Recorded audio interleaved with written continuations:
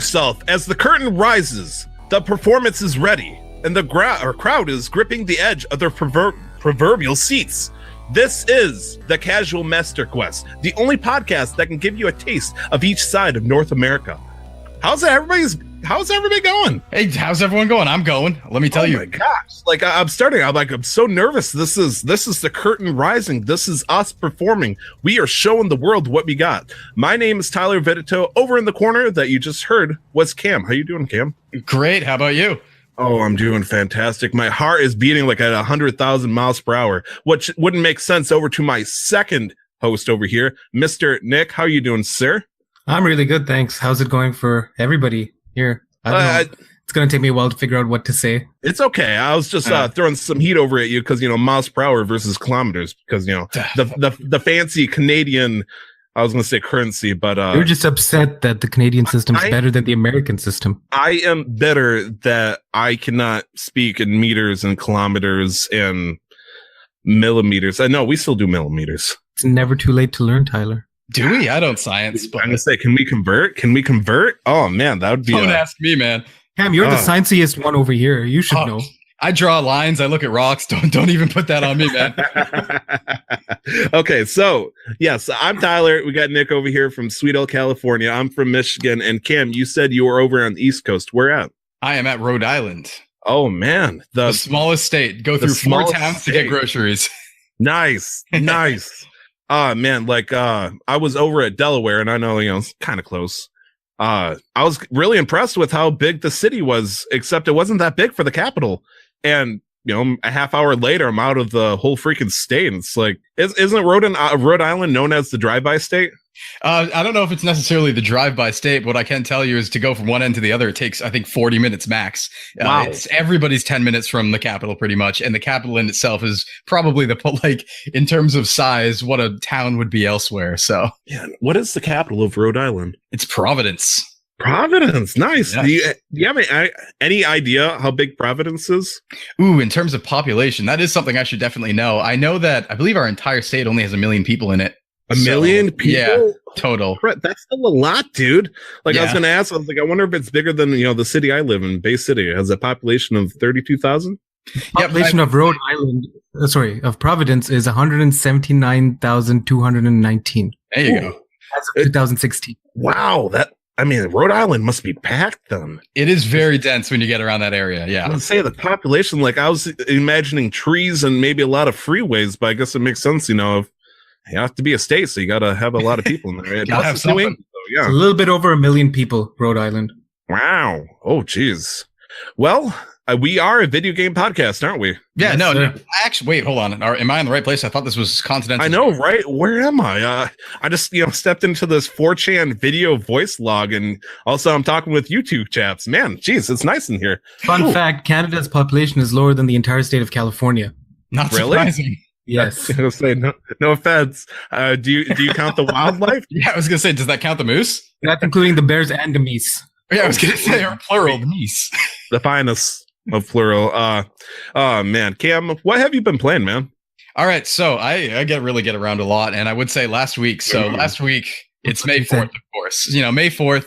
You got May the 4th be with you, May the 4th be with you, all that good stuff. Big lifting holiday, big deadlifting holiday. Everybody knows about it, right?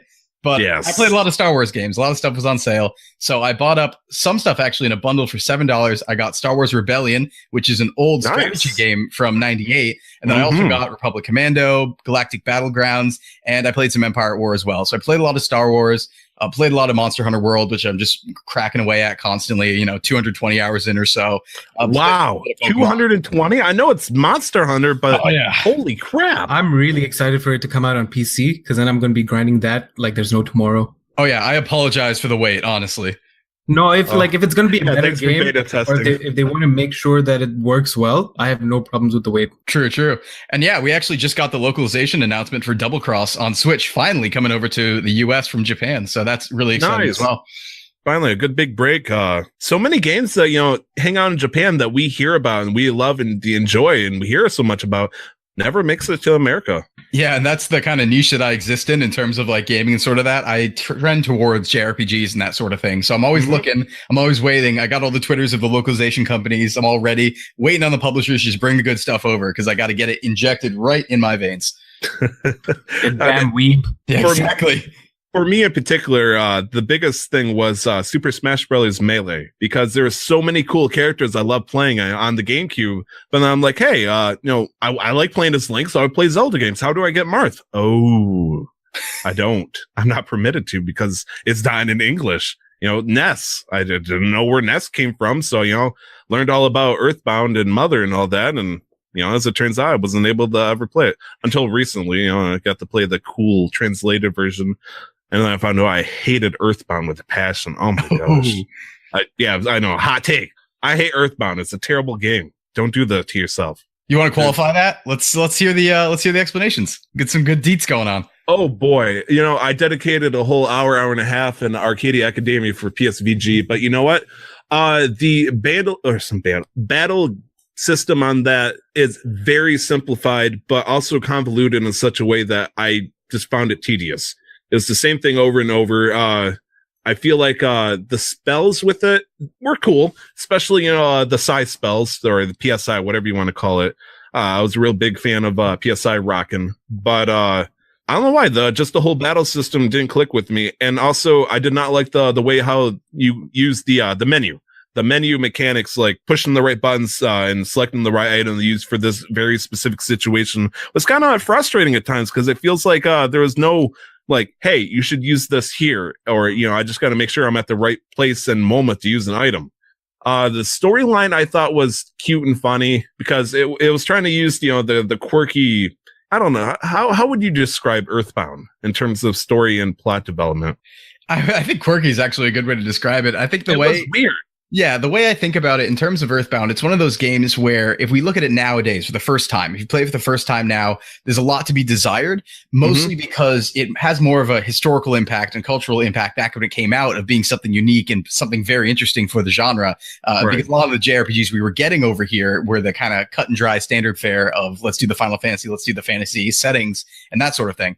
So it was really unique and really actually a breath of fresh air to get something like Earthbound. But I can understand now coming at it. If I came at it today for the first time, I could definitely say like, yeah, it was okay. It was a good time, but it wasn't anything groundbreaking. It wasn't anything extremely amazing or anything like that. If it was a 10 to 15 hour game, I would think it would be fantastic. Things are moving along great. Looks good. Has funny story plot moments and all that stuff. A lot of, the humor that they incorporate is almost like my own, and maybe I feel threatened, even though this game was made before I was born, I believe.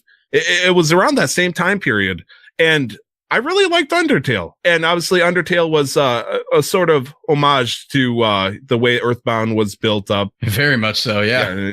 Like, the more I think about it, everybody compares Undertale to Earthbound, but no one really played Earthbound as much as, Undertale went crazy in sales. Earthbound, has a cult hit for it. Yep.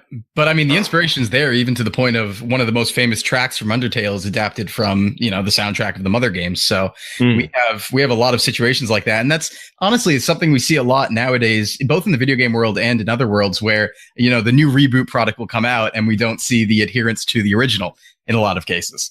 30 hours though. That's how long that game takes to beat on a good night. And I don't want to spend 15 hours grinding and doing, grinding bosses or not bosses, but, super difficult monsters and pray to God that the sword, Pooh's legendary or super duper sword drops from this particular Martian. It was infuriating. It's like, I have a what % chance to have that drop?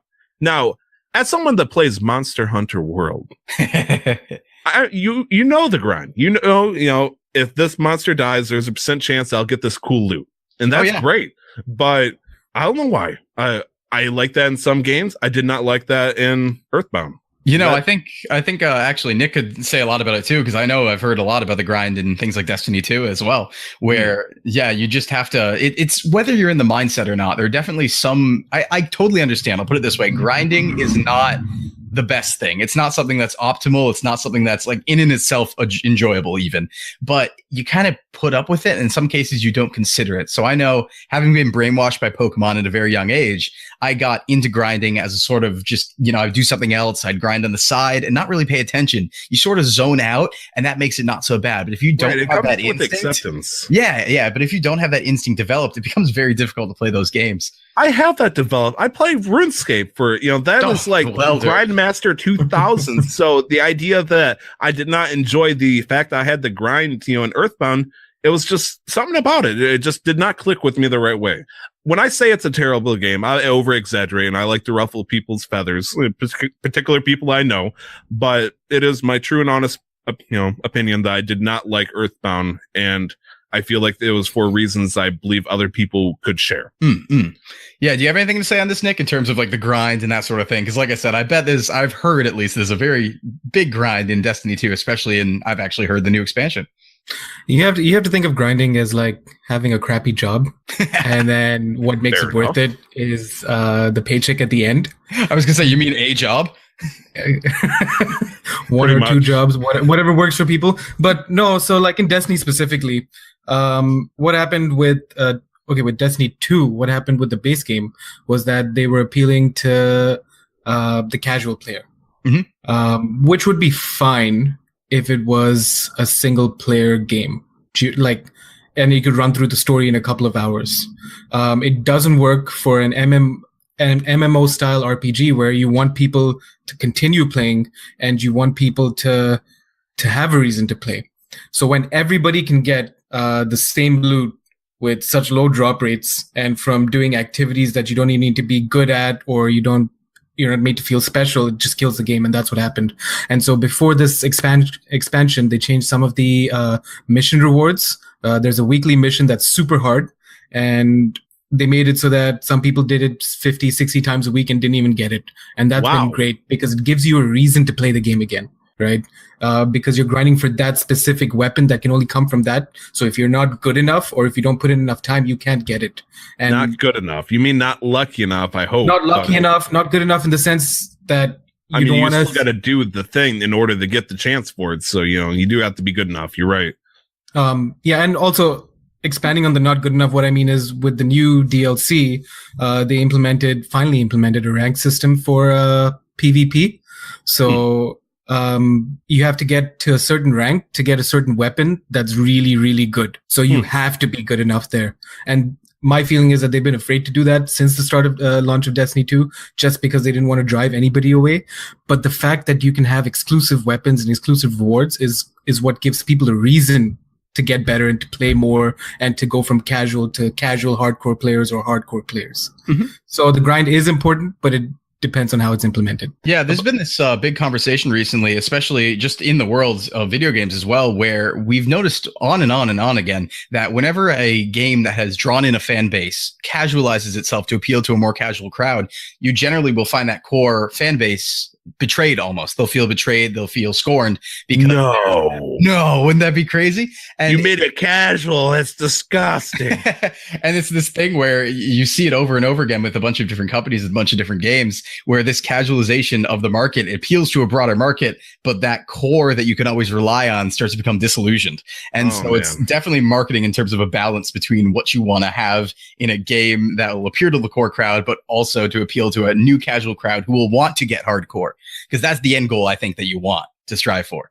Totally. There's always, like, for example, World of Warcraft, they have a lot of talent and specialization that people can focus into originally anyways, where you could just do anything 100 different ways. And it would take hours and talking with pro people and looking up guides, what talent do I want for this specific moment?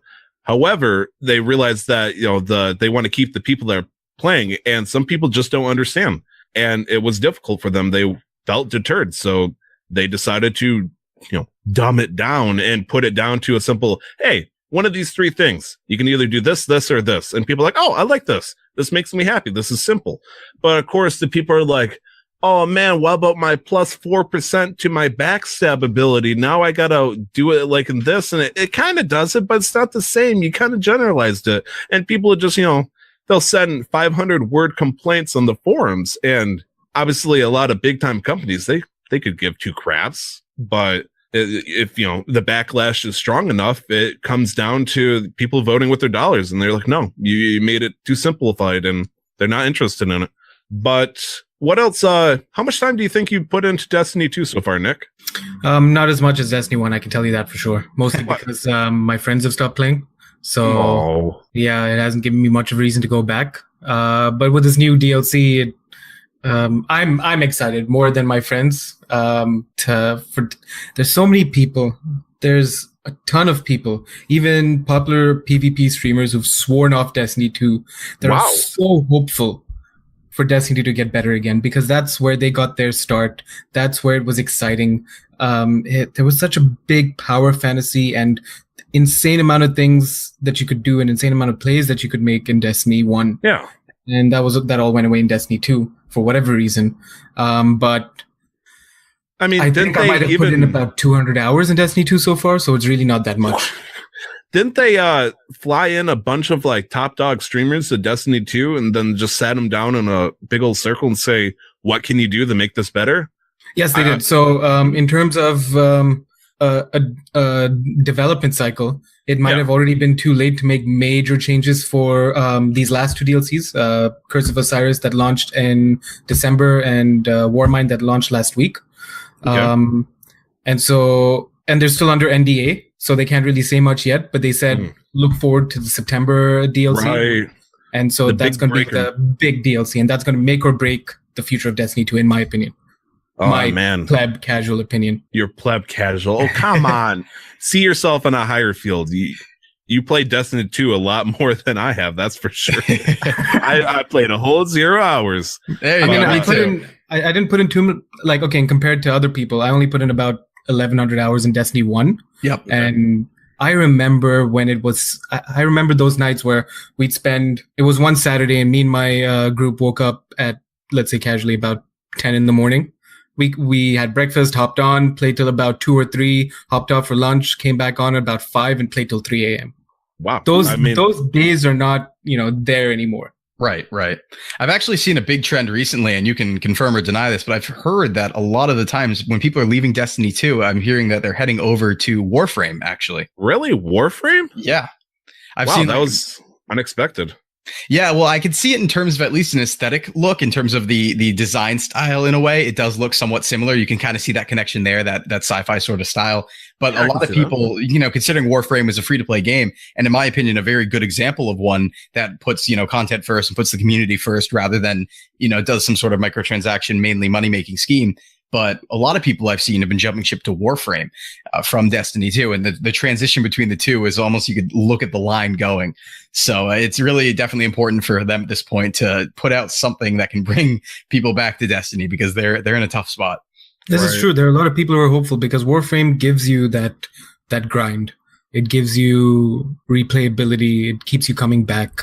One of the few things, apart from the weapon system in D2, was random rolls from weapons that they removed from D1, right? So all weapons drop with the same roll, like, perks and stats and whatever.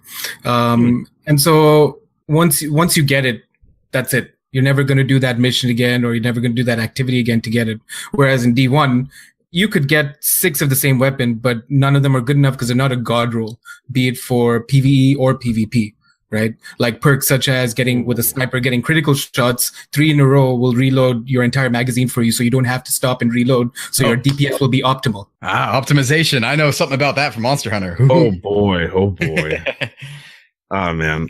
Nick, what else have you been playing, man? So it seems like I might be the main shooter guy of the group here. Apart from Destiny 2, it's Overwatch and Fortnite specifically on the PC, and then Ultra Moon on my DS, and then I just picked up Pokemon Go again, actually, just yesterday. Really? Yeah. Oh man. What caused you to make the jump to go back into it? Me and my roommate went out for beers and tacos, and there was a park nearby, and he's like, let's go for a walk. I'm like, sure, okay. And then I happened to have Pokemon Go on my phone because I never deleted it.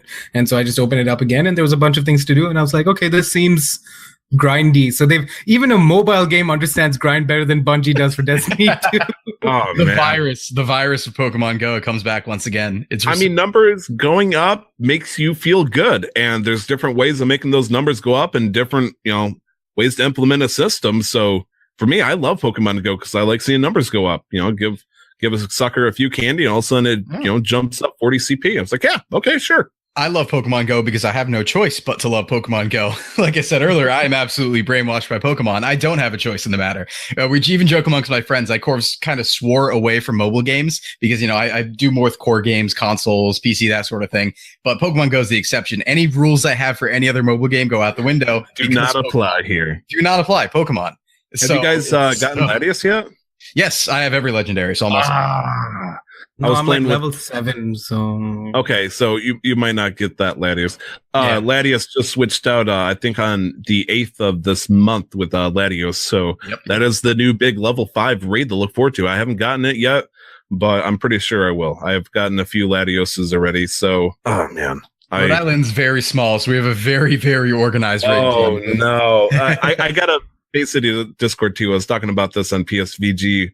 There was one point where it's like, am I really going to get into this? But then I met a dedicated people, about 8 or 9 cars, and we would just drive around the city to all these 5-star raids that we'd all locate and time up. And where we start at, 5:45, that's the start time. And then, 20 people would just obliterate this raid. And then, I get a chance to catch legendary Pokemon, and just a weird sensation of having a convoy doing Pokemon Go. Oh yeah. It was definitely early on, I think, especially when the raids first came out, one of the best multiplayer experiences I've had in a game of any kind. I was meeting up with people, in person. We were going out to get food and stuff. People would jump into my car. We were going to raids. It was a great time for those, for the first 3 weeks of the game. And then again, when raids came out, that was like some of the best times I've had in a multiplayer game. I was really hesitant about the idea of doing raids. It's like, there's no way I'm going to convince, 4 or 5 of my friends to come do this, but it's like, I don't need friends. I got people as desolate and desperate as me to find alternative forms to meet up. Like, we don't even talk to each other. We might wave each other when we first meet, but we just hide in our cars, and that's fine with me. I'm an introvert. I'm not going to lie. I'm a very talkative introvert, but I don't want to sit out there, huddle up with 15 other people saying, "Hey, did you catch that Latios?" "Yeah, I did." "Oh, I did." I don't care what they caught. Just murder with me. Just murder the Pokemon with me. Let me catch. Yep. I mean, I will say this about Pokemon Go. Say what you will about like mobile phones and technology and what it's doing to people. That's one conversation, I feel. But what the future of gaming, I feel, is moving towards too, especially with the rise of VR and AR, or at least the focus being placed on them. We're looking at a renewed sort of social presence for video games. Not that there never was, because vanilla WoW and other like MMOs and MOBAs like Dota and LoL, there's a need for like social interaction, but this is changing things to like a whole new level in terms of augmented reality games. Right. Because they've been live showcasing, I think it was last E3 that they showcased a AR game that seemed pretty sick, like a Warzone kind of thing. I can't remember what it is, or I can't remember if it was E3, but that's what we're moving towards. We're moving towards, eventually we're going to get to a point where I feel athletes and gamers are going to need to morph into one person, especially with the rise of VR and what that could lead to. Like you're going to need to be a fit gamer for the kind of VR games that could possibly come out. Oh boy. I'm all set. I'm down. Let's do it. Up over here. For me personally, Pokemon Go, I don't care about the Pokemon because I care about the Pokemon. No, in the sense that I don't care about whether I have them all, because I have them all on my DS. Yeah, that's true. That's true. Right.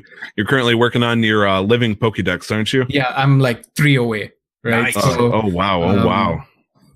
Yeah, so it's just like a fun like thing to do with other people while being on your phones, rather than just sitting at a restaurant or like everybody's texting and not doing anything. Here you can be like, oh, we can walk around with this app open on our phone and then sort of do things together and talk about things. Me and my roommate, he was asking me questions about the Pokemon games and Pokemon anime and the Pokemon lore. All I know about is the game, so my knowledge of the lore and the anime is very limited, but I was able to at least answer some questions, so that made me feel good. Yeah, let me loom over you if you ever need help on that part. Oh boy. I myself, I decided to play a little bit of a game called Beyond Two Souls, which is currently out with PlayStation Plus. Cam, you played it a little bit as well? Yes, I've also played it in the past before. So okay, this was my first time playing. I've heard so much about it. Did about half hour, 45 minutes, and then I decided I'm not going to touch that game. Yep. So let me say a few things first about that game. So this is coming from Quantic Dream, which is the same studio that worked on Heavy Rain. Which I played studio, great game. Right. They're putting out Detroit Become Human on the 25th as well. Yeah. So this is the brainchild of a guy named David Cage. I'm really excited for Become Human, by the way. Yes. Oh, yeah. It's really sick. So what I could say overall is David Cage likes to make his games. He has some aspects that kind of pop up every time he makes a game. And they're always very interesting, I would say. One in particular, I remember this great story I like to recount is when he was making Beyond Two Souls. So the actor in Beyond Two Souls for the girl, Jodie, is Ellen Page.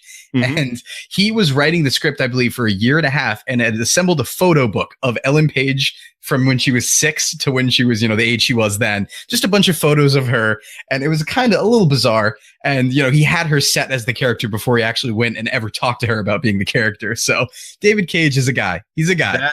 That is... He's a character. I was going to say creepy, but yes, a character. Wow. That is not information that I knew. Wow.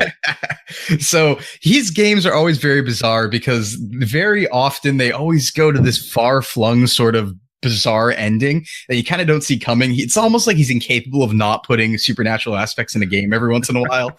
So I can't wait for Detroit Become Human because I actually think it's going to be one of the most entertaining games to play, just knowing like the train ride you're on, the train ride you're going to be on, and what weird destination it might end at. That is a very fair point, man. A lot of people give Heavy Rain a lot of flack, but I don't know why. I really enjoyed that because I love the idea that minimal interaction, I guess, in terms of, you walk around and whatnot, but a lot of the things are decided almost, this was technically before Telltale became a huge thing where, button responses, you choose this and how they respond to that, and action with, reaction prompts on it, triangles and all that crap. That was a terrible way of describing that. Anyway, triangles and all that crap. Triangles and all of that crap. I mean, there is a triangle, so you're not wrong. Yeah, that is true. For some reason, I was thinking of a reaction command from Kingdom Hearts 2 specifically. But, then that's a whole different train ride. But I also like the style that, say, Until Dawn went through. It's almost a similar aspect. Your opinion, your statement will cause an influence on the game. And to some extent, Heavy Rain did that. There was multiple endings that, you influenced. I'm not sure how far Beyond Two Souls does that. And I'm really hoping that, there's going to be multiple endings for Detroit Become Human. It's almost certain, I guess you could say. Yeah, I would say so. It's definitely certain just based on the games they've made before and that they've all had that sort of thing going on. So, but it also leads to some concern that, if they make too many endings, then how well can the story remain tightly knit? Because if you focus too much on what if situations that have to have, full given powered endings to, I think hot take over here, but it won't. I think the answer, it won't, because I feel Heavy Rain is the most grounded of the games that he's ever made. And you'll see that as you get further and Beyond Two Souls. There's also Indigo Prophecy, which is another one he had worked on. And it's the most grounded of them. And even the most grounded of them gets flack and is known for being a little bit out there. So when you get to the other projects, you really need, when you have David Cage working on something, you need somebody to kind of ground him and bring him down. And so when it comes to Detroit Become Human, my opinion right now is that it probably won't be a tight knit story. It's probably going to be an entertaining time, but I do feel it's going to go to some far-flung weird ending, and it's going to be a lot of bizarre stuff going on that you can't really make sense of. And either way, I'm going to be buying it, enjoying it, and actually potentially enjoying it on YouTube. So that might be a thing going on. So not a bad decision. Yep. Beyond Two Souls was part of the PlayStation Plus. However, there was a Humble Bundle that offered a lot of Sega and Capcom games. So I decided to jump into that. $15 got me Valkyria Chronicles Remastered for the PS4. Have either of you played or watched the anime for this game? I am as well versed as you can be on Valkyria Chronicles without actually having played the games. Really? Wow. So I know a lot about the lore of the universe, that the games, their releases on PSP and, in other countries and stuff, but I haven't actually gotten around to it because I had a PS3, but I didn't play that sort of game during the period when it came out. So I totally missed that one, and eventually we'll get back to it. it's an amazing style and take of an RPG strategy, I guess you could say, because having played so much Fire Emblem nowadays, everything is turn-based and whatnot to me that, you attack, you do your action. When you're done, now it's the enemy's turn.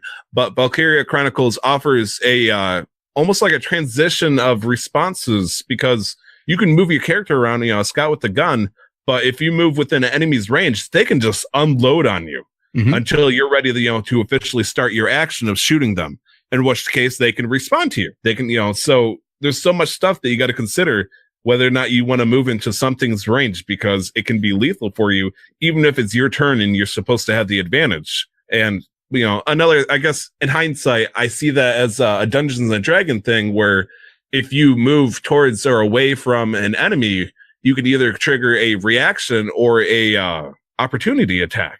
And it's natural in real life that they would do something like that too in Warfare, but we don't see that in what's supposed to be a turn-based strategy. And of course, the anime storyline was freaking fantastic. Oh my gosh. If you don't ever plan on playing the game, the anime is wonderful. Valkyria Chronicles, people, do it.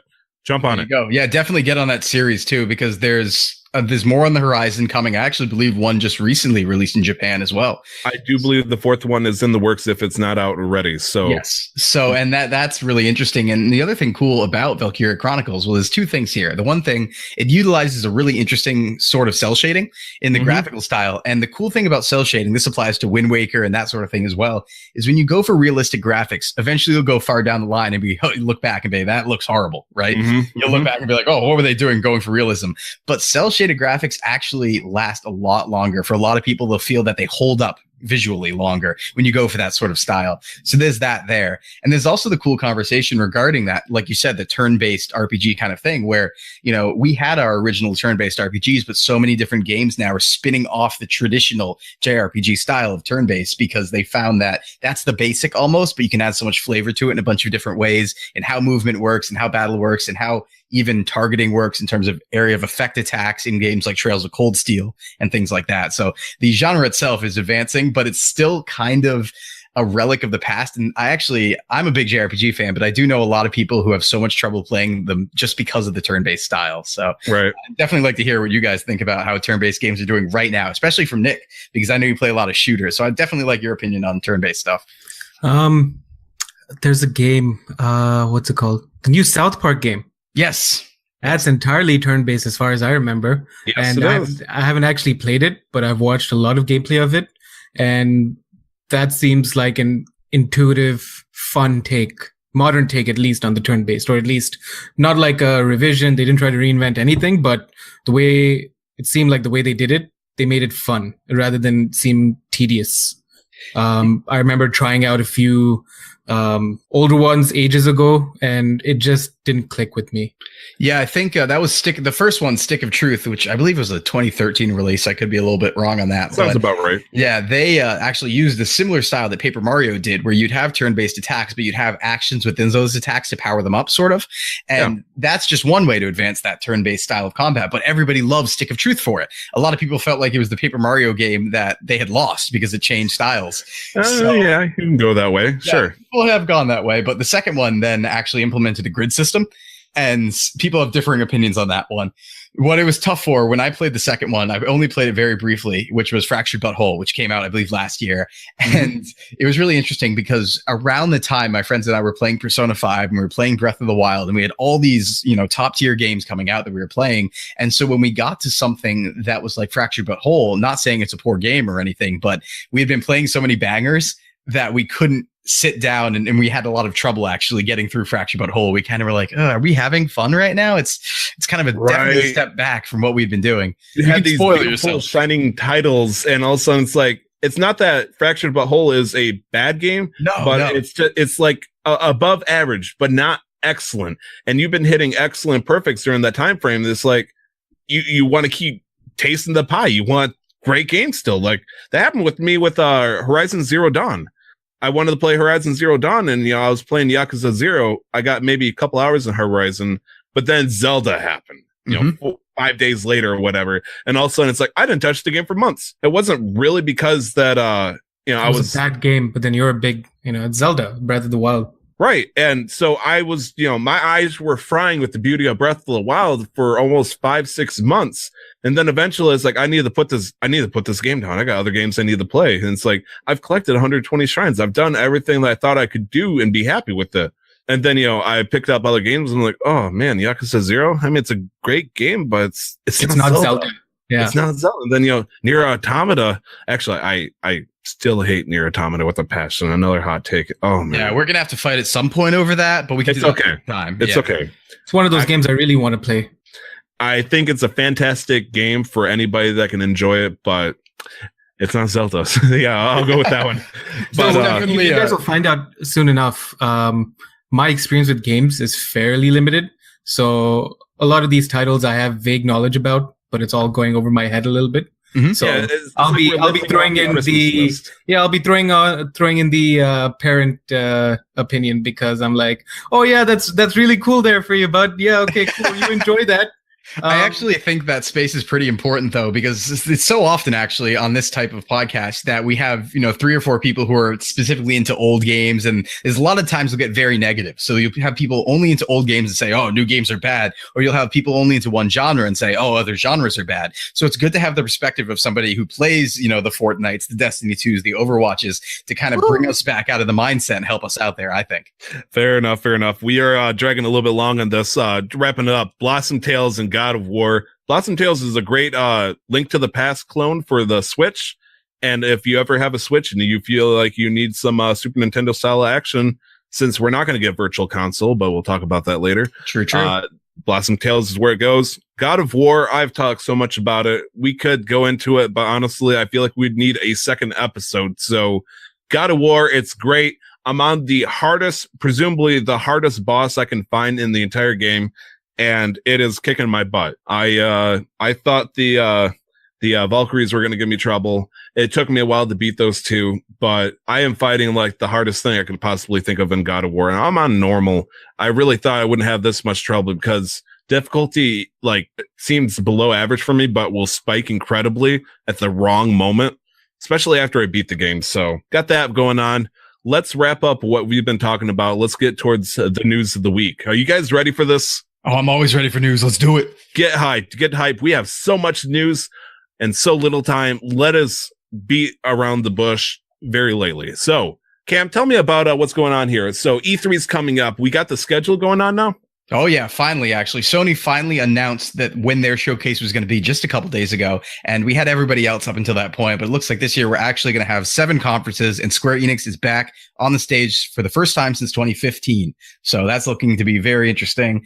E3 is always the best time of the year, in my opinion. I think it's, it's all holidays packed into one. The most wonderful time to be gaming. And, 2015, that's a long time for any big development company. Yeah, and it's definitely the case where a lot of the times we'll see these it's hard to what you kind of call them, like the Activision Blizzards, the Square Enix, they're the publishers / developers sometimes, right, where they'll come every once in a while with a show when they feel like they have enough material for it. And this year, Square Enix definitely has enough material for it. So that's looking to be an exciting little twist. So far, we've had confirmation from Sony, at least, they're not going to show any new hardware. So it's likely PS5 is coming out further down the line. We might see that next year or in 2020 or something like that. But it looks like we're not going to have hardware this year, which I'm a big hardware guy, so that kind of hurts. But yeah, Sony's focusing on the big 4 games they have coming out, and everybody else is bringing their funk. Nintendo's in a position where they could potentially just, throw on all those stones of the gauntlet and just rock the world. So, oh boy, we're going to do this, huh? Yeah, we're going to do this. Sony's sorry in advance. Feel so good anymore, Microsoft. Oh yeah, no, more like Microsoft to be the one fading out. Fair enough. Oh gosh. No, oh wow. Okay. When you're talking about 2015, you're referring to Square Enix? Yes, I am. Now, I'd like to point out that the reason why the last time they talked in 2015, that's when they were talking about Nier Automata, or yes, it was Matata. Nier. They had to go dark out of shame. I'm sorry, Cam, but the facts are facts. You can't say that about Platinum Games. You can't do that. Look, Platinum has a lot of wonderful games. All of them. Nier Automata is like the redheaded stepchild that probably should stay in the basement for a few more years. I'm sorry. But Square Enix can talk. All I can say is that it saved the company. It was so successful, it saved Platinum Games, and they gave credit specifically to Square Enix for doing that, saying, hey, you know what? This partnership was the best thing that could have happened after the cancellation of Scalebound, which was... I was going to say, probably about the same level of enjoyment I would have gotten out of it as a canceled game right now. Yeah, but... what's it called? Nier Automata ended up selling 2 million, which is well above what they expected. Oh, yeah. And it saved Platinum, as what they said, basically. Kamiya over at Platinum said it so much in an interview that, you know, he really credits that game with helping them out of a rut. I mean, Nier was such a cult classic, especially over here on our side, ever since, you know, it started on the PlayStation 2. But, you know, a lot of people, you know, myself included, I've never heard about this game before, you know, the series in general. So when I played this game, it came with a fresh mind, and just what I saw was just mind boggling and awesome. But have you guys ever played the PS2 games? Oh, you're talking about the Drakengard series. Is that what it's called? Yeah, so it's really bizarre how the whole continuity works, because you have Nier Gestalt, which is on PS3, but then on PS2 they had the 3 Drakengard games, which are connected in the same universe, but are a completely different story with a completely different like setting almost. Like there's a lot more fantasy going on there. Really? Yeah. So the Drakengard games are very, very difficult. Actually, the ending of Drakengard 3 is, I think, the hardest thing I've seen anybody attempt in terms of beating a video game. One of the hardest things that is just like required story to finish. That's not some crazy bonus challenge or anything like that. It's unfair. It's unrealistic, but yeah, the early PS2 games, I haven't touched them, but I've been looking to pick them up. I do a lot of collecting, but I kind of put a rule on myself where I only buy things if I find them out in the field when I'm like at yard sales and such, to kind of make it more of a hunt or more fun. If I find it on Amazon, that's not as entertaining. So I've been looking. All right, fair enoug. Let's skip down the list just a little bit. We'll tackle everything. Daniel De Matteo. How would he even pronounce that name? Daniel De Matteo? Maybe DiMatteo. It depends where he's from and what the heritage is there. But that sounds Canadian. Nick, resident Canadian expert, could you give us a proper pronunciation? Daniel DiMatteo. Oh man, he got that right on the spot. Thanks, there's not even a single forbidden U in there that only appears in Canadian words. Wow, you got that down. I'm proud of you, Nick. I read somewhere, or I saw a picture on the internet some time ago where somebody was changing their language settings, and it went from UK English to American English, and in brackets it said simplified. Anyways, DiMatteo pieces out of GameStop as the CEO 3 months into his job. Wow, talk about a quick turn. Like a lot of people know, and it's been, you know, well written on the wall, and it makes sense. GameStop has been very slowly sloping downwards in terms of making the finances meet because of the upward trends of, you know, virtually downloaded games. Yeah, you know, it's a thing that people need to accept. People love to download their games now instead of buying it physically, and of course that is the main dependence of GameStop in making their money. And so crisis is starting to hit. They decided to put Daniel, who was one of the co-founders, up to the plate. And then 3 months into, you know, being big boss, no, I'm out. Peace. See you later. He flat out quit. I'm not sure if there was just a meeting behind closed doors that happened where he just kind of threw down the towel and said, I'm out of here. And they just don't want to discuss it just yet, because I couldn't find anything else about this besides, you know, the public announcement that he booked it. Yeah, I was looking into, some of my friends would have connections. If there was an internal reason given, which there are in some cases, I could maybe get my hands on that. But I've been looking around. I don't have anything yet. But what I can say is that, you know, GameStop and most of the store retailers are in actually a rough spot, and especially GameStop, because that's their main venue. So, of course, you have the problem where Amazon offers 20% off, you know, pre-order games when you have Amazon Prime. So that's already, okay, I'm getting it for free shipping, and I'm getting it for a cheaper price than I would if I went to a store and paid with tax in some cases if you're in a taxless internet state. Best Buy does a similar thing with the Best Buy Gamers Club, and you can also get 20% off. However, GameStop can't do that because they only sell games. So it becomes the most expensive option, and you have that rise of digital purchasing, and it becomes this you know, terrifying spot for GameStop, to the point where now if you walk in, if you jump back 2-3 years, you see a couple collectibles in a GameStop. But if you go into any GameStop now, half of the store is now collectibles, shirts, figures. They have to diversify. Oh, that is so true. Because they're losing everything. I collect the Funko Pop figures. I have a collection myself. Man, GameStop must love you. They're called EB Games out here, actually. Yes, Electronic Boutique. Yes, and I noticed about a year ago that they started adding in more collectibles, more figures. Their game sections have dramatically reduced, and their bins for discounted games like buy 2 for $20 or buy 3 for 10 has increased. So they've been having bigger bins, smaller shelf space for games. So, like Cam said, I think they're diversifying, and even the article here says they're acquiring AT&T wireless stores to help reduce its dependence on video games. So they have to adapt and quick, otherwise it's going to be bye-bye GameStop. Yeah, it's going to do a ghost business. Fun. I think one of the things too, they're also moving into trying to publish games, like indie games. I think it's Gameloft is the GameStop publisher. So they've been publishing a few indie games to try and get that going on as well. But there was this really funny thing where GameStop there was a small period of time. Have you guys heard about Game Pass and that debacle? Yeah. Okay, so there was this interesting debacle, and I had it actually get black bagged right in front of me, which is a really good story. But a while back, I think it was last October, GameStop had announced a program where it was a rental service, kind of like a Blockbuster, where you could pay $60 for 6 months, and you could get unlimited rentals of any used game. You can bring one back whenever you wanted, and at the end, you got to keep one of those used games. So it was it was a great deal. You could switch things out every weekend, every day if you wanted to, and play any used game. Honestly, it was too good of a deal because GameStop started the program and then the same day shut the program down. People got in for like 10 hours and then they shut it down, refunded people. And it was really funny actually, because I had been on top of it because I was following the news. I was calling GameStop saying, when can I sign up? Talking to my manager friends and such. And they told me to go in. And while I was trying to sign up, they were claiming they've never heard of it and it didn't exist. And the ads for it was still out. And I was like, it's right here. And they started, taking things down. They were told to put it all in the back room that day. And so it got blackbagged. It got like CIA blackbagged right in front of me. And so they shut down the program because it was too good of a deal, because there was the holiday season. Too many people were going to take advantage of it. But GameStop, to survive, will have to do something like that because it's getting very tough, I think, for them. Oh, man.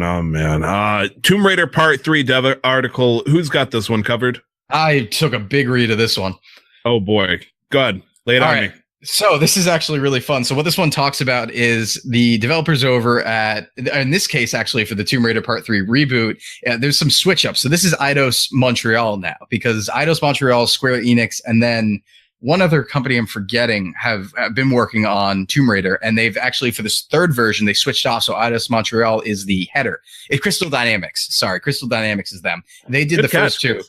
Yeah, primarily. And then the third one's actually going to be primarily Eidos Montreal. So this article was talking about, these big AAA single player projects and what place they have in the gaming market. These are $100 million plus projects.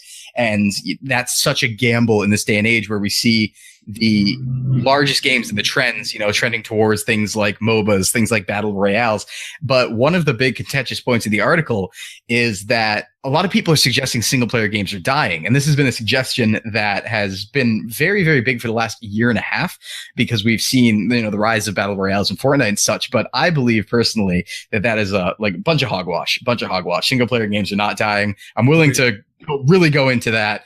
But the article mainly was just talking about, what it takes to make a big AAA game at this point, the amount of money they need to put in, the amount of marketing they put in, and that hit or miss that they can hit makes it a very, very risky maneuver, and that games might need to be changing. Yeah, because it talks about the sequel to Deus Ex. Yes, Mankind Divided. How it was great critically, or at least in general, but it failed to perform commercially, right? Yeah. Completely failed to play commercially. And we're seeing this trend not only with single player games, we're seeing this trend in general. Like the common belief is that arena shooters are dead now. So, Titanfall 2, Destiny 2, Halo 5, because the spotlight focus is on, battle royale games, Fortnite, PUBG, H1Z1. And the ones that I'm sure are going to come out at E3. Like, we're going to go into E3 and get... this is going to be the year of the Battle Royale. Yeah, at least 6 Battle Royale announcements. The year of the Battle Royale. See, I'm not excited. As much as I love Fortnite, I'm not excited, and I'll tell you why. Because PUBG Battlegrounds won Game of the Year as an unfinished game. Well, who did it win Game of the Year, too? Because I was going to say, all the very important publications gave it to Zelda, as they should have. I was going to say, Legend of Zelda Breath of the Wild was almost unanimously declared, but when it came to PC gaming, definitely people kept pointing we got PUBG, and it's like it's not even officially out, guys. Wait That till was the scary thing. 2018. Actually, yeah. The my gripe is not that it won Game of the Year, but it won Game of the Year as an unfinished game. Yeah, it was incomplete technically. Like it should have gone to anybody else. It could have gone to, even if it didn't go to, you know, Battlefront 2, of course. It could have honestly could have gone to Battlefront 2. No, Putting please. aside the criticism, because it looked like a fun game to play, but then the loot box crisis hit. But anyways, then we're going to go into another full-fledged conversation, drag everything on. But yeah, no, I don't believe. I'm not too excited for the amount of battle royales we're going to be getting, but there are a few ones that look fun, like Radical Heights. If anybody's seen any gameplay of that, where it's like a game show style, like 80s retro game show style battle royale, and it just looks crazy fun because it's super janky and poorly optimized, but it's free. And it's not as buggy as PUBG was or still is. So Radical Heights is actually by Cliff Bleszinski, who's the guy who did the God of War series. And Cliffy B, old Cliffy B over there, has a nice penchant for trying to jump on trains a little too late and trying to jump on big trends a little too late. So he believes that Radical Heights will be the third pillar, where you have your PlayerUnknown's Battlegrounds and you have your Fortnite. I can tell you it's most likely going to be the maybe 15th pillar, because it's actually lost 80% of its player base within the first 2 weeks, because it was announced and then came out, I think 4 days after the announcement. It came out in early access because he had said it was a passion project. You know, it was a passion project for the studio. And this was coming on the heels of announcing they were shutting down everything related to Lawbreakers. 5 months, I believe. They said they've spent 5 months into it. And it's like he was like, there is gold in these mountains. And he's staring at like a giant hole in the ground. It's like, sir, this has been all mine. Oh, yeah. We'll find it. We'll introduce bikes. Well, their last game was Lawbreakers. So, and you saw how that went. And that was trying to capitalize on, what's it called? Was that even a game? Overwatch type game. Are you talking about a TV show? Or are you talking about? No, I know you're talking about a game. Lawbreakers was bad. Not bad, but it just didn't do well. Didn't do anything. Put it lightly, it's almost a AAA level game that had a high peak in the past few months of 20 simultaneously played players. Oh yeah, it was 20 people. There's like 20 good friends. They just throw together a huge LAN party and somebody's developers, honestly. Like, this game's good, guys. I swear. Yeah, they couldn't get over it. Trying to bring it back to life. They shut it down and then immediately turned on their heels. They said they couldn't support free to play on it. They didn't have the resources. Then immediately turned around and said, passion project, though. How about a battle royale? That's where we did in a few months after we heard that PUBG did a good job. So Radical Heights is, as far as I'm concerned, already dead. But the thing going into E3 is that we're going to have the real big other Battle Royale competitors come out. So we're most likely going to get announcements that maybe Red Dead 2 has a Battle Royale. You know, Call of Duty and Battlefield will probably have Battle Royales. And we'll have these big name guys coming at it, and we'll see what space that fits into in regards to PUBG and Fortnite. But yeah, the article itself was talking about how these experiences now are becoming the most popular thing. And the one thing I would say is that we do go through waves of generational trends where, you know, MOBAs were the best thing in the world for, you know, 3 to 4 years. Battle royales are not going to last forever. They're likely a trend just like that as well. No, definitely not. But they came into the spotlight at a time where social media is at an unprecedented peak, right? Where connections and just how you can enter and watch people on a virtual space. That's what's led to its popularity. But I will make a prediction in terms of Epic Games. Do it. Come on. Expect something to do with, because they have full control and so much experience with their Unreal Engine. What they've been doing with Fortnite is they've been changing something daily. Like they've been adding or removing something daily as the season's gone on so far, right? And we're only week 2 of the season. And so they have a PvE version called Save the World, which is like a tower defense kind of thing. Which was the original Fortnite game, Which is the original Fortnite, and it didn't do so great, but it wasn't terrible. It was just, it was like above average, slightly above average. But because they have this platform now, or this base, expect them to do something different that's not a battle royale, and expect them to make like maybe a full-fledged MMORPG or a full-fledged looter shooter. That's what I think Epic Games is going to at least announce. Ooh, that's a call. If not Fortnite on Switch. Man, living dangerously over here. Jeez. Yeah, I like it. Let's get those dangerous predictions in. I like to make big assumptions without any knowledge. So. It sounds good. It's better than being milquetoast as far as I'm concerned. You know, it's better to make the crazy ones than the safe ones, because when you're right, you can be a prophet.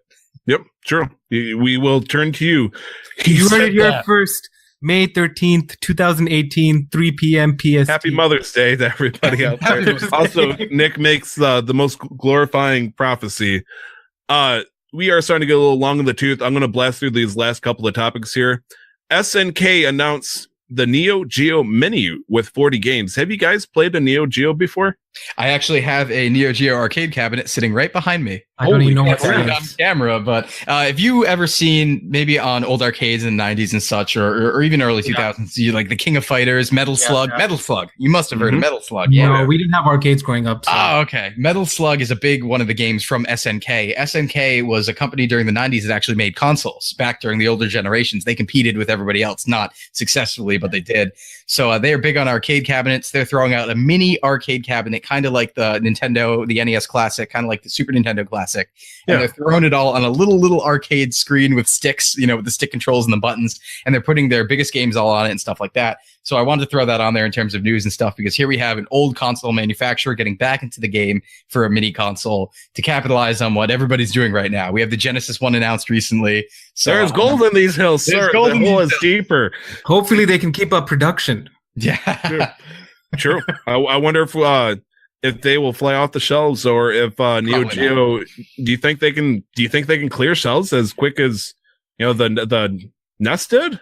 Definitely not. I think. Okay, I was gonna say you sounded super hyped for this. Like maybe I don't know what I'm talking about here. Finally, a retro console that I could pick up. Right. No, I'm excited for it because, I have one of the real ones behind me, and I'm a big fan of older consoles and manufacturers and stuff like that. But in terms of mass appeal, you're going to have probably tens of thousands of people buy this. It's not going to be the 4 millions that we saw with the NES Classic and things like that. So, Please. I don't even think they made 4 million NES minis. They during the second production run, they did surprisingly. They actually threw out. I mean, they made a lot, but I don't think they made 4 million. So get this, actually, they put out their sales numbers for the classic versions of their consoles along with the investor report, where they put out how many Switch sales they've had. And I believe it was the Super Nintendo Classic sold 4.6 million. That I could see 100%. And I think the NES Classic was 2 point something. But yeah, it's not like I'm sure people still want the dang thing, but they won't make anymore. It's like, so they turn their, Raspberry Pis and all that stuff, which is what I end up doing. I said, screw it. I got a Raspberry Pi and I made everything from scratch. Plenty of other ways to play NES games, honestly. So, but yes, SNK announced the Neo Geo. Do we have any idea when it's coming out? There was not a date released yet. The games that were on it, the games list of things that are on it wasn't even released, but I did find some information on it in a Reset Era thread, which is kind of the successor to what's it called that went down very recently. I'm forgetting the name of it. It was the big leak site that everyone NeoGAF had the big scandal, and NeoGAF was kind of taken over by Reset Era. So all the developers, little leakers, throw stuff there now, but they apparently have a list only on that thread for what games are on the system. So it's very early stages. They just announced that it's coming out. We'll still wait on release date. We'll still wait on price and all that. Likely to be somewhere in the $60 range maybe, but other than that, it's a cool little console coming out. So fair enough. Oh boy! And to wrap it up with my current favorite system right now, Nintendo Switch apparently has a nice little piece of hardware. It's not a malfunction, but rather, I guess, a backdoor feature where people can hack it. Always a way in. Can hack into a Nintendo Switch now without being able to implement some kind of patch. So this cannot be fixed by software, which means these Nintendo Switches, the first generations that come out, could potentially become a much higher thing in price because people can hack it. They can install homebrew and stuff, I'm sure, in the near future. They already actually have shown that it's possible. They've already gotten to that point. Because I wouldn't doubt it either. 3 groups have discovered this simultaneously. I don't think they actually shared it. I'm guessing what happened was one announced, second one announced, and the third one, said, "Oh, we found out this too." The nice thing about the first 2 groups, kudos to them. They apparently had already told the manufacturer that, hey, there's a flaw with this setup here. People like us could break into it. And then they told Nintendo, that was apparently like 3 to 6 months ago. And they have not changed it as far as we are aware. First 2 groups did that. Third group decided, hey, as soon as we can, we'll be developing a nice, cool product for people to buy so you can properly hack into it too. It's like, oh, Okay. Yeah, there is a field for that kind of interest, isn't there? Oh yeah, and it's kind of crazy too how the hack works because, like you said, it's not a software thing. It's actually a problem with the chipset they use in the Switch itself. You can use a paperclip and short out a connection in the right side of the Joy-Con connector where it connects to the console, and it'll put it in a USB recovery boot mode, and then you can load up all the garbage on it. So it's a paperclip that does it. A paperclip. Oh yeah. Like I've done it before. I'm not gonna lie. I've set up homebrew. You throw the right game. Super Smash Bros. In the Wii, if I remember correctly. You do a certain thing, and all of a sudden, bam! You're suddenly able to backdoor all sorts of crap in. You could emulate games and all that stuff. Maybe this is going to be the way if I wanted to play Super Nintendos on the Switch. Considering we didn't even throw this up as a thing. Nintendo Online has been announced with the plan all set up to go. I'm trying to remember. I believe for a single person, it's like $20 for a full year. $20 for a year, and there's a family plan that's $35, and it can be up to 8 people. So right. Oh my gosh, just people were buzzing around in like Discord channels, like, "Hey, give me money. I'll give you a super cheap version of this for the entire year." And everybody's like, "Yeah, just team up. Why not? Yeah, it's stupid cheap." Bottom line, if anybody's listening, please give me money so I can buy a Switch. Thank you. Yeah, sure. Check out LR Warrior 11 on Twitter. Just give him a Switch. Some pity toonies. And then I only take credit cards with the full name, address, number, and the CVV or the CVV. Yes, and Social Security. Don't forget that. And Social Security and passport copies. Oh boy, man! We just give them your entire life. Come on, Nick. I am a Nigerian prince, by the way. In case I'm in royalty. What? No way. Huh? Wow. I'm also a king and the prince. I had no idea. Jeez. But yeah, no, that's what I've been saving for to get a Switch, purely because when they announced, the next mainline core RPG game for the Pokemon series is coming to the Switch, I'm like, I need it. I need it. I mean, the perk is, the bonus will be that I'll get to play Breath of the Wild and all these other fun games. I really want to try Xenoblade Chronicles. Okay, this is me we're talking about now, Tyler. Excuse me. I'm sorry, Nick, Pokemon. I just want that. Like all these other great games for the 3DS, I haven't bought a single one. All I have are the Pokemon games. That's so really funny. I just want it for the Pokemon game. You know what? Let me go ahead and raise your hopes just a little bit, because I 100% believe and I'm on board with the idea that is going to be announced very, very soon. At E3, totally, 100%. I would not doubt it for a second. I will eat this pen. I will take out the ink. I will eat this pen piece by piece if they do not announce further very good details about the next Pokemon RPG coming out for the Nintendo Switch. Well, hold on 1 second, because I will say don't know if it'll be E3. I think it'll be early first week of June. Yeah, you don't want to. They do their Nintendo Directs usually. You don't want to sign on to that because they've never announced them. Yeah, that's right. Nintendo does their own. Oh, crap. Yeah, so I think it's going to be first week of June. That's when they made the announcement for the last gen too. Well, yep. I jumped right into that landmine. Okay, so that is most of the news for this week. Like I said, getting long in the tooth, let's wrap things up, talk about a couple of game releases coming out this week. People on every single system that you can think of, including the PC. Sorry, not the Vita. No offense. No, there's a Vita game there, I promise. There is a Vita game. I'm just saying for Fox and Forest. Have you guys heard about this game? I think so. I think strongly of Disney's Magical Adventure starring Mickey Mouse for the Super Nintendo. It's a cool, simplified platformer game with a hack and slash style to it. So, it's probably a good Super Nintendo game. And so when I see the idea of it coming out on the Switch, totally would buy into it. Something to look forward to. On the Switch, we got Battle Chasers Night War, which has been advertised like crazy. Still don't know what it's about. Yeah, that's also on the PS4, Xbox One, and PC right now, I believe. Okay. And then there's Garage, a game I still don't know about. It's weird how when games come out for the Switch, I have no idea what they are about. Because typically it's an S2S or a Steam to Switch kind of thing where, it's been good on the Steam and it doesn't need advertising, or they just want to make more money. So they, port it over to the Switch. Mm-hmm. And, they pray to goodness that it gets sales. Switch has been very supportive of indies, actually, just so as much. an aside, yeah.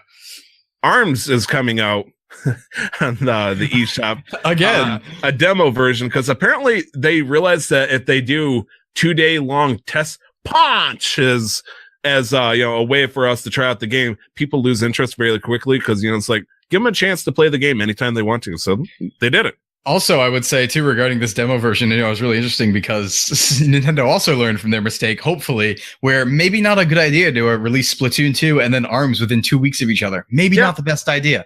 Yeah, Maybe not. It stinks because ARMS is one of the few Switch games that I sold. I'm not a big guy on selling games, but I was strapped for cash, and I realized I'm looking at ARMS. I was like, I have no interest in playing you. It kind of tears me apart that I said that to a game I got so excited for. Like, I still hear the theme song to that thing. Yeah, it's so good. I get so hyped into it, but I understand. I'm so emotionally tied to my games. I bought with me from home, halfway across the world, my PS2, my Xbox 360, along with all my PS2 games, my old school games. So yep, and I mean, collects in my title for everything and all the social media, so you can assume what I do with my games. So oh boy. Hyrule Warriors, the definitive edition, it came out for the Wii U and then the 3DS, and now we're gonna see a Nintendo Switch version. Hooray. I'm not gonna get it. It breaks my heart as one of the biggest Zelda fans I know in my community to not buy a Zelda game, but I've put in well over 100 hours into Hyrule Warriors. I don't want to make that grind all over again for the same thing. Same. This is for the people who there's an active presence, is an active effort to try and remind people that the Wii U never existed, and try and make it not real. So like Donkey Kong, Tropical Freeze. Yep. Yeah, it was the first release of the game. What are you talking about? The sequel to the Wii game. It just came out. Finally, for the Switch, Little Nightmares, a good, simple game horrors. Have you guys ever heard or played it before? Yes, I've seen this actually at a few presentations. This was a very, very horror-inspired, a cartoony and horror-inspired game. I could not, I've played Inside, and I've played, what is the other game that's... Limbo, yes. Yeah. This game. Yeah. This I don't do horror games at all. Like, I couldn't get past the first elevator scene of Dead Space. I just shut down the game immediately.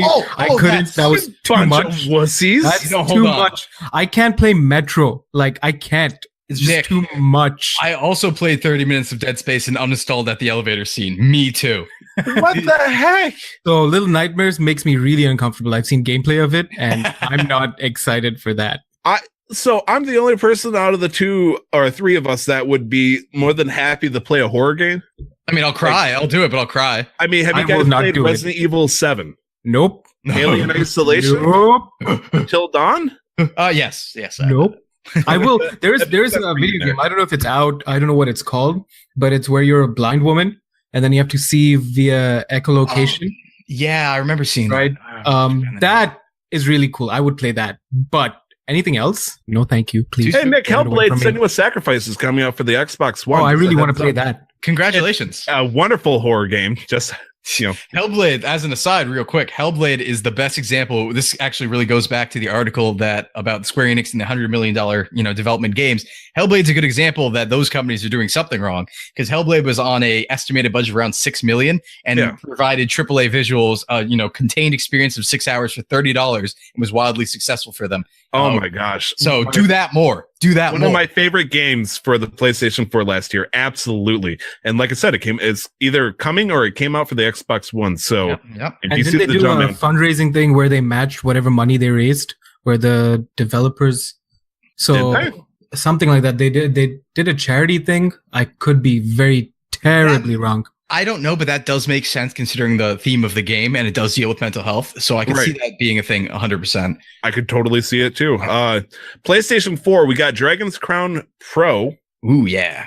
I'm sure we got I played it on Vita. We got it. Forgotten Anne, which is also coming out for the Xbox One. Horizon Chase Turbo, Little Witch Academia, The Chamber of Time, which is also on PC. Then finally Omen Sight, which I played this at PAX. Okay. Well, how was it? It was actually really cool. So Omen Sight was the one thing I really, really liked about it is if you played Bayonetta, you'll actually feel a bit at home here, just specifically because I was talking to the devs and there's a witch time of sorts that activates when you dodge an attack. So this is an action RPG of some sorts.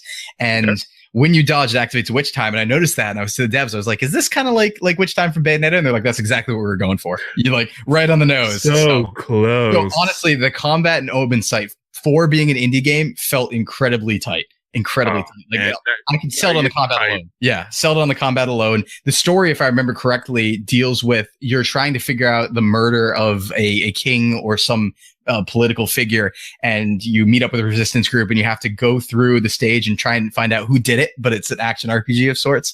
So Right. I was definitely had my eyes on that one, mostly for the combat experience. But yeah, Okay, fair enough. Nick, is there any games coming out for the Xbox One? State of Decay 2, as far as I know, that's the big one coming up. Which I keep hearing so much like buzz of sorts from certain groups. Like Giant Bomb keeps mentioning it like quietly in the corner, like, I want to play more State of Decay 2. And it's like, they don't talk about it. It freaks me out. It's like, do we know what it's about? it's the noodle incident. The noodle incident. No, what's it called? So yeah, State of Decay is, I'm pretty sure it is a zombie game of some form. I never played the first one, but what it is too, one of the big things is in terms of what Microsoft has been pushing recently, as you know, they've canceled a lot. All they really have going for them right now is Crackdown 3 and State of Decay 2. And which whatever they bring into E3. Crackdown 3, which was supposed to come out a while back and was delayed, and we still haven't got any information about. Yeah, no, Microsoft's having a lot of trouble putting an actual game out. So State of Decay is going to be the first one in a while, or besides Sea of Thieves, of course, because that was their other big game. But State of Decay is their other big, like, we have a game, you guys. It's for us. Here you go. Please. That's why it's been pushed. That's why it's been pushed. But it's also The only thing keeping Microsoft alive, in my opinion, is Gears of War and Halo. It's Sea of Thieves. Come on. Best pirate game all over. Please. Well, Sea of Thieves, arguably enough, maybe eventually it will be. There was a lot of buzz at launch, but eventually it will, because they're adding a lot of content. Loads of content. Ton of content by the end of the year. And they need to. They absolutely need to, because they designed a bunch of pirate activities, but then forgot to make the game behind it. So, but at least as a developer studio, they didn't lie to us about what we were going to get. Yeah. The price is one thing. They didn't No Man's Sky us. They didn't No Man's Sky us. They told us, all right, this is what you can do. This is as far as you can, like, that's it. And that was it. And they didn't tell us, they didn't lie to us, they didn't make any promises. The problem that people had or still have is the price tag. So until there's more content, I can't justify buying. Yeah. Yep. And if you want, you can always game what's called Xbox Game Pass it, which is for $10 a month. Yeah, you get all that access. So that's another way to grab it up. Should you do it for that game?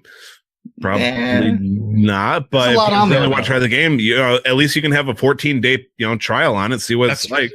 Yeah, we did that for the trial, me and my friends, and we had fun. It was like we'd play Fortnite for a couple of hours, and then we'd go to Sea of Thieves for an hour or two just to like unwind, sail the seas. I was always the toxic one. I wanted to fight everybody all the time. I wanted to ram my ship into everybody's ship because we had no loot, and we wouldn't lose nothing to lose. Nothing to lose. Everything to win. And they also had nothing to lose either. They'd just be sitting around like, man, there's supposed to be a treasure here, and all of a sudden, some guy's galleon would just ram right into your sloop and say, "Hey guys, where's your on their ship?" Is the dirtiest thing I've ever done, but I loved it. Wait, do what? Spawn camping people on their ship. Oh, that's dirty. That's dirty. Well, at least there's nothing to lose because there's no progression system in Sea of Thieves. Yeah, pretty much. It's all cosmetics. So the only thing you have is a bitter aftertaste. For the PC, Far Lone Sales, which kind of sounds familiar, like a certain game we were just talking about. I've never heard of Lone Sales. I've never heard of this game either. Worlds Adrift. I'm assuming games. These are games that rise above the slew of 100 Steam games that probably came out this week, but. Worlds Adrift is an MMO sandbox. Oh boy, Players can explore the game's vast open world of floating islands, wherein all in-game objects have their own weight and real-time physics. Oh, it's a sandbox. Yeah, it's a creation game. Make the things, make the cool things. Oh boy, can't wait. I might have played that at PAX actually. I put this as a joke, but since we have a professional collector that's a big fan of the Vita, I decided to put these old long dead doorstop systems for the 3DS. Shin Megami Tensei Strange Journey Redux, which doesn't quite go up there to the level of Kingdom Hearts titles and stuff. 2.8 Final Chapter Prologue. But they're getting close. That's getting close. This is a remake of a DS game, Shin Megami Tensei Strange Journey, and this is the SMT series, which has been going on since the Super Nintendo, and it's the series that Persona spun off of. Right. So there's a lot going on there. Strange Journey is a great game. Do not get me wrong. If you still have a 3DS and feel like buying games for it, even though it's some odd years old and we want it to die, then you can go ahead and pick up Strange Journey Redux because it's a great time. And on a side note for the 3DS, Dylan's Dead Heat Strikers. It's That's a right. demo, I guess. I would Yes. play that. Yeah, that's something I would play. No What is it? sarcasm. I have no idea. Okay, fine, whatever. Zero clue. you Out of- pull that one out there. Out of respect to Cam for the Vita, Data Head, Zombie Warfare, and Inksplosion coming out for the Vita. Here's the thing about the Vita. I only care about the Vita for the Japanese games and indie games, which whatever, they can do their Okay. thing. Those Can we games get some? Can we get some Fs for respect, please? Pay respect. Yeah, please, Yes. please. No, extra respect because I went to my local GameStop and they finally took the Vita games off the shelf. I'm one of the biggest supporters of the console. I love it to death. Arms of an angel. See, I don't know how to feel because I never owned a PSP, and so I thought about Really? a Vita. I've never owned a PSP. Or a Look, Vita? no. So I've No had one owns a Vita. I own a Vita. I still Good haven't man. turned it on my yet. consoles in my lifetime have been a PlayStation 1, PlayStation 2, the Xbox 360, Xbox One, Nintendo DS Lite, 3DS XL, and now my PC. Wow. All of it. I'm kind of feeling regretful now that we're going to potentially end this podcast with the Vita being the final topic. Kind of leaves a sour taste in my mouth. All right, we need to do something else. We should talk about how good the Vita is. That's a good idea. Let's do that. Yeah, let's talk about how great the library is. Has anybody played Golden Abyss Uncharted? It was Yes, I have. fantastic. I never played it. So it was one of those early Vita games though, where they decided to use every gimmick the console had. So there was, back touchscreen, all that sort of good stuff going on. So Yeah. it was, but it was an Uncharted game. If you liked Uncharted, it was definitely the full experience because the Vita was amazing in the fact that even coming out back then, it provided between like PS2 and PS3 level visuals. So great stuff there. But I'm in it mainly for the Japanese games. West developers fell flat on providing support to the console, but And that is your Vita hour. So we're going to wrap it up over here. In the future, if you want to contact us with questions, comments, concerns, or praises, complain if you want. Good luck with that. If you want a response, though, you can email us at casualmasterquest@gmail.com or hit us up on Twitter at MasterQuestPod. I swear, Nick, I tried to put Casual Master Quest. It was too big of a word. So I just put Master Quest Pod. that's Yeah, good. that works. Okay. I love you. All podcasts and gaming can be found on our YouTube channel, which we will link on our Twitter. Unfortunately, because we don't have 100 subscribers yet, or we haven't passed so many days, we can't have a custom link yet. We will. Don't worry. We will. It's coming. There's also going to be cameras coming, at least from my end too, because I don't want you to Oh, be yeah. the only one on there. I don't want to leave you alone like that. Let's say I shaved my beard. I feel naked out here. I'm not at my prettiest. I'm really feeling self-conscious. I don't want us to be the face of Casual Master Quest. I need our Mount Rushmore over here. I need my cam in my neck here. Yep. Soon enough, though, I can find myself, and so can you, on Twitter at 2timestyler. It's all letters, no spaces. Nick, where can we find your work at? Primarily, I'm on Twitter at LRWarrior11. Okay. And I'm also on Mixer at mixer.com/LRWarrior11. Yeah. I do want When to do you point out stream? that. Go ahead. I was going to say, when do you stream? Right now, like super sporadically, or right. like really random, just because like I've got a 6-week intensive course. But after that, I want to get at least 2 or 3 days, like, set in stone and for a few hours each. Sweet, sweet. Yeah, Yeah. fair enough. So for Nick, LR Warrior 11, that's all one word. Cam, Yes. what about you, baby?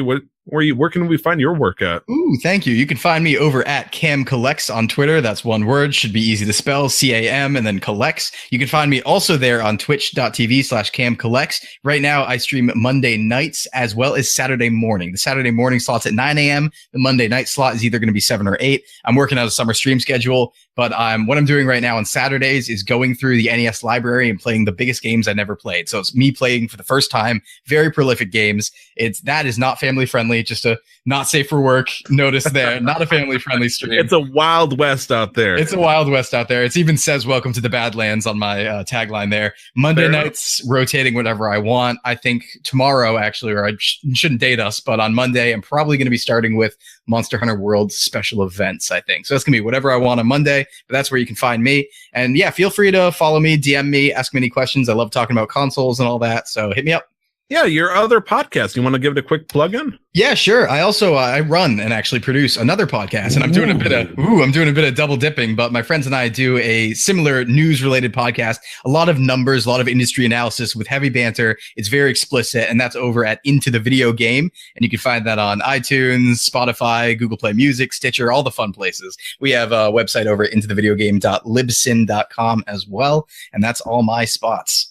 Man, this is our first episode, as everybody is aware. So that is going to probably be the reason why we're a little bit longer than the hour I was expecting. However, hour 15 minutes, hour 20 minutes, not that bad. Not that bad. Not that bad. Not that bad. So I hope you guys enjoyed this. I think I had a heck of a time. Wow. This was actually a lot more fun than I was expecting. I'm so used to the pressure and the professionalism, but we've been kind of chill, just chatting away, having a good time. Yeah, you just got to let it loose, let it all out. Just let it hang. Gosh darn it was great. Gosh darn it. Yeah.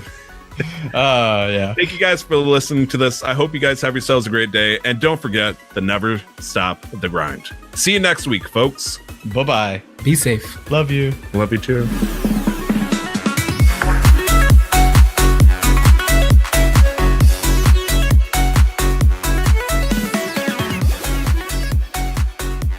We'd like to know exactly where we're at. That's right. We are live. How's it going, guys? Oh, beautiful. Let's see. Question is, where are we live at? That's concerning. Oh, no. Could be a couple different places. You got YouTube over here. You We're officially live. Oh, beautiful. Yeah, we're live everywhere. We did it, guys. Yeah, we made it. We are. Step one. Hello, people of the internet. No, I'm just okay. Man, I didn't know if it would work or not. I'm nervous. Let's see. Now the question is, now I got 2 pop-up windows for the chat. That's not a good sign. Let's see. Get rid of that. Yeah, to anyone tuning in, we're just trying to figure some things out right now, get everything started, all set, and then good to go. All right. I'm ready to roll whenever you guys are. You ready to do this? Yeah, all set on my end. Sure. All right. Ladies and gentlemen, prepare yourself for the Casual Master Quest. Strapped in. Let's do it.